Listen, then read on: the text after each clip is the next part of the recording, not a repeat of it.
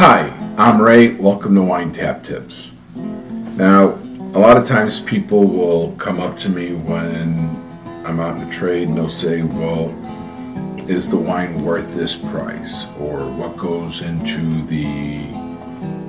what are some of the variables that affect the price of a bottle of wine?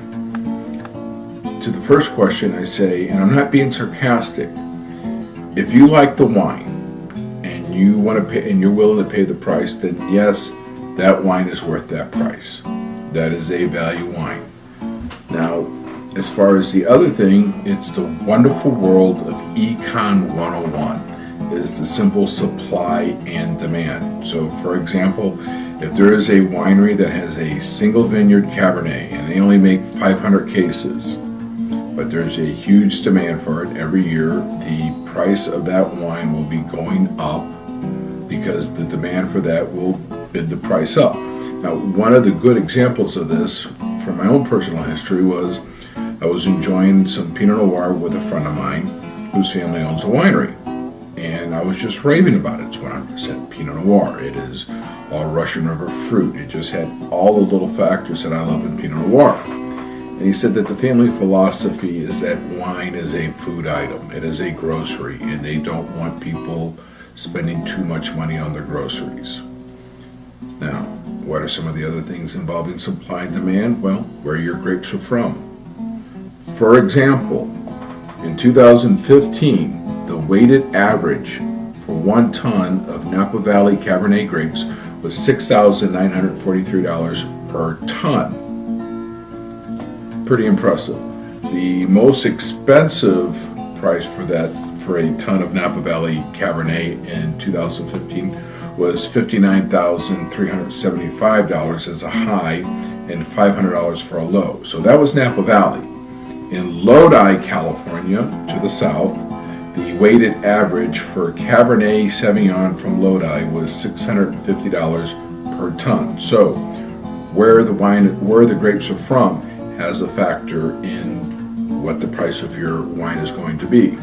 Now, a winery could lower the cost in California, for example, because they could bring up to 15% of those grapes from another area and still legally call it that. So that winery in Napa could bring in 15% of their grapes from Lodi and lower their cost down to $6,000 per ton on their Cabernet, and no, they do not disclose that to the public. Now, another thing is vineyard land. In Bordeaux, vineyard property goes for $2 to $3 million per acre. In Napa Valley, it can go for up to $1 million per acre.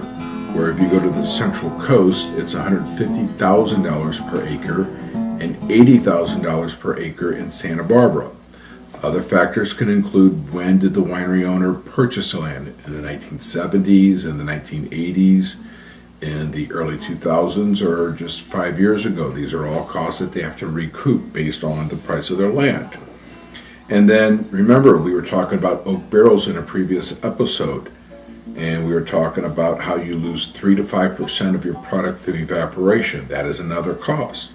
There are wineries who will age their wines in oak for 15 months to as long as 22 months in an oak barrel. So you factor that in.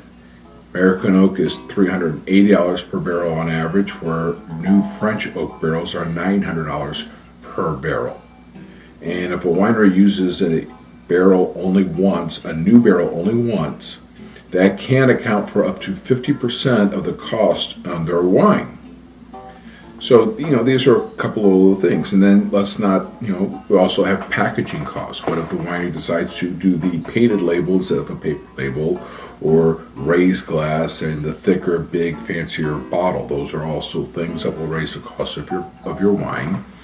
And then the wonderful thing that we call federal and state tax on your wine.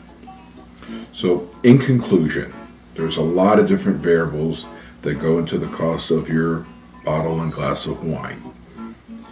Tonight, however, we are going to close our ending music with a little something different. We're going to bring you a Gary Moore song that is covered by Bobby Levin from Project 432. We hope you enjoy this video, and please visit his GoFundMe page. He's fighting